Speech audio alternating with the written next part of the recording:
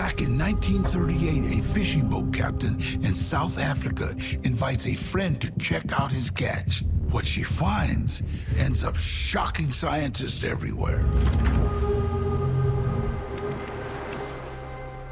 It's just before Christmas in 1938 in East London, South Africa, and a woman named Marjorie Courtney Latimer is the curator of a small natural history museum. She is with a friend of hers that is a commercial fisherman, and she often will go through his haul to find cool and unique animal specimens to display in her museum. She sticks her hands in these layers of these slimy sea creatures, and she starts to dig around when something catches her eye. It's this 5-foot-long, bright blue fish with these 4 fins that kind of look like arms. The fisherman with 30 years of professional fishing experience cannot identify this fish. Marjorie is also baffled, but determined to figure out what type of species this unusual creature is. She wants to show this specimen to a fish expert that she knows. However, he's gone for the holiday and won't return for weeks. Exposure to the sun is already starting to change the color of the fish from blue to gray, and she's becoming really eager to preserve it. So she calls a local taxidermist. This is the only way to save it. 8 weeks later, the fish expert returns and is shocked by what he sees. That fish actually turns out to be a known species. It's called a coelacanth. And it was thought that this particular species had died out around 65 million years ago, right alongside the dinosaurs. While this coelacanth is the first found, it's far from the last. Over the next several decades, experts uncover and study more than 300 in the wild, and they learn something remarkable. Scientists eventually realized that they had a unique way of locomoting in the ocean. Instead of swimming with primarily tail motion, as most bony fish do today, the coelacanth swims using some paddling of its front and back legs, almost as though it's sort of wading or walking through the water.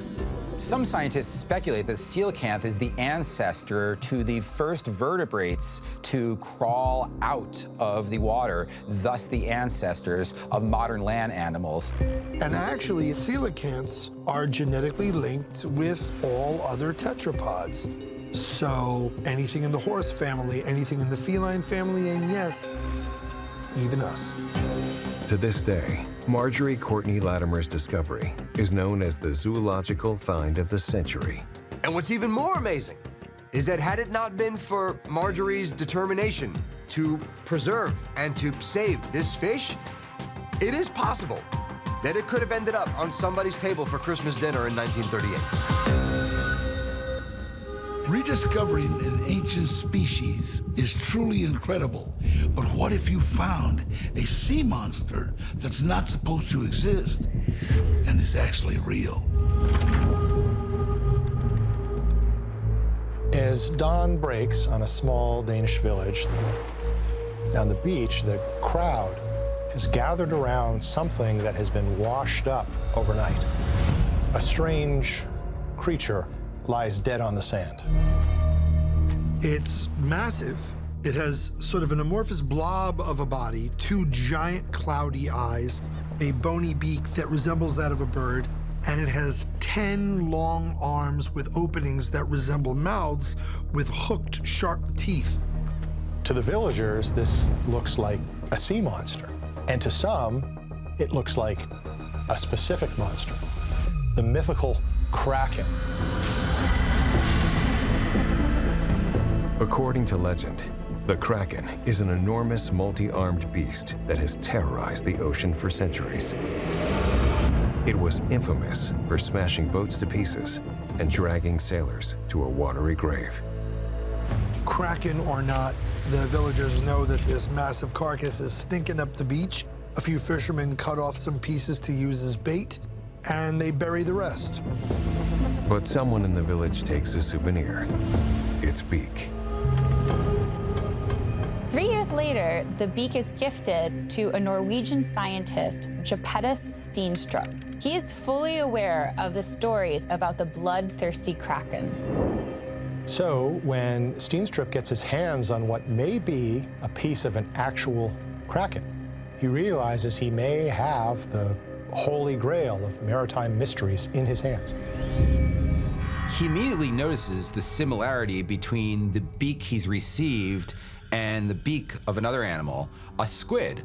Squids use their beaks to pulverize their prey before they eat them. The description of the sea monster from the beach also reminds Steenstrup of squids. Both have unusually large eyes and 10 limbs in total. And in certain species, the suckers have small tooth-like hooks inside of them to create a better grip. Steenstrup declares to the world that he's discovered a new genus of squid, Architeuthis, the giant squid. This takes the myth of the kraken and it moves it into the reality of science. But does one beak and a secondhand story really prove the existence of a giant killer squid? Debate in the scientific community continues until 1873. In Portugal Bay, Newfoundland, 2 men and a boy are out on a fishing boat when they spy something floating in the water, this sort of large, unidentifiable mass. So they use a pole with a hook on it to pull the object closer. As the point of the hook pierces the creature, it roars to life, charges the boat, and slings a massive tentacle over the side. The young member of the fishing crew grabs their tackle axe and cuts off part of the tentacle, after which the creature pulls back into the sea. The men then bring this 19-foot-long tentacle back to the mainland, and they give it to a local reverend who has an interest in biology. Then, 1 month later, another local fishing boat finds an entire giant squid tangled in its nets. The reverend buys the squid for $10 and documents the discovery in a photograph. This is the first ever complete specimen of the giant squid recovered from nature. It's evidence that the mythical kraken may indeed be real. And it makes you wonder, what other mythical creatures actually exist in the depths of the briny deep?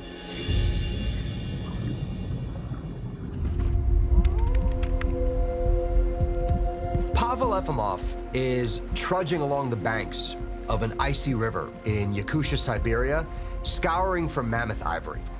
He's waited until midsummer to begin his search because it's a little bit easier to dig into the ground. It's hard work in a harsh environment, but it's got its rewards. A single tusk can fetch up to $20,000, so just a couple can have Efimov set up for years. On this day, he's not having any luck. So he decides, okay, I'm going to abort and go home. But as he decides to leave, he sees what looks like a clump of fur sticking up out of the ice. Efimov races over and starts digging. It's definitely not a tusk. It seems to be some sort of animal jaw, but its teeth are much smaller than a mammoth's. He chips away at the ice and he discovers it's a giant severed head.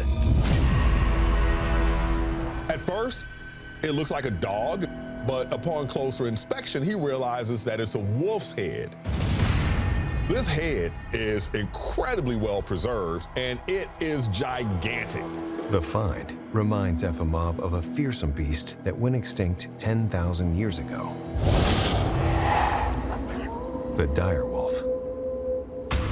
At 6 feet long and 175 pounds, the direwolf was approximately the size of a man, but much more powerful. Its bite alone was strong enough to take down prey many times its size, like mastodons and bison. So Efimov takes the head home with him, and he gets in contact with the Republic of Sakha Academy of Sciences. Efimov hands over the head to a biologist who's stunned by what he sees.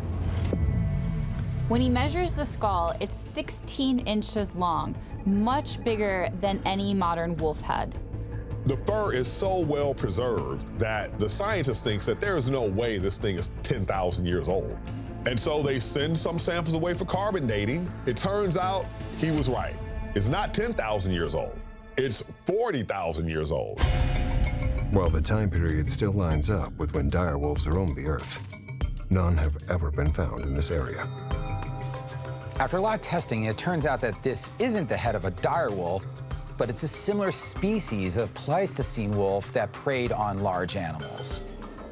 It's the first remains found of a well-preserved, fully grown wolf from the Pleistocene era. And this ancient find shows us that this wolf was much bigger and much deadlier than previously thought.